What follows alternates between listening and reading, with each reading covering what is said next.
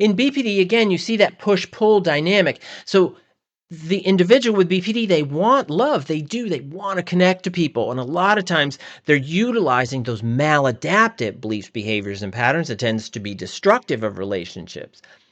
And they want love so bad, but they're so afraid of losing it that they then engage in perhaps threats of self-harm or threats of destruction, or they may destroy property, or they may block somebody, before they're gonna walk out the door. You're not gonna leave, I'll kill you first. Something like that.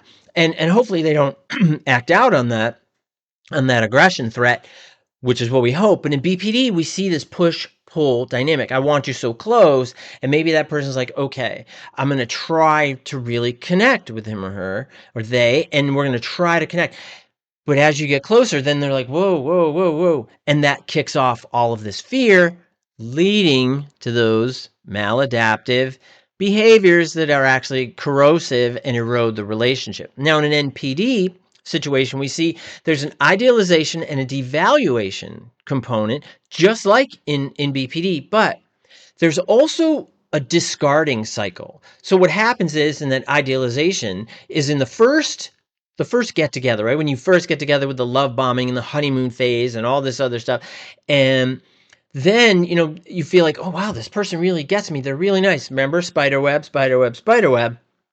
Then invariably, the other individual tends to not live up to implicit expectations about how smart they are, about their ability, whatever it may be. So then they get devalued by the narcissistic individual, or the individual with narcissistic traits or personality patterns, and then they discard them like, ugh, he or she's useless. But in between that, we see that they utilize a lot of love and affection and attention to control the individual. And then the individual, the partner, is usually put on how much will you tolerate. Now, this isn't conscious, the individual with narcissism. And I think that's one of the big misunderstandings, is that a lot of that maladaptive behavior, it's not really conscious. A lot of folks really don't have that level of insight to be like, oh, okay, I'm going to manipulate you with these emotions. I'm not saying some don't. I'm saying the majority of individuals don't.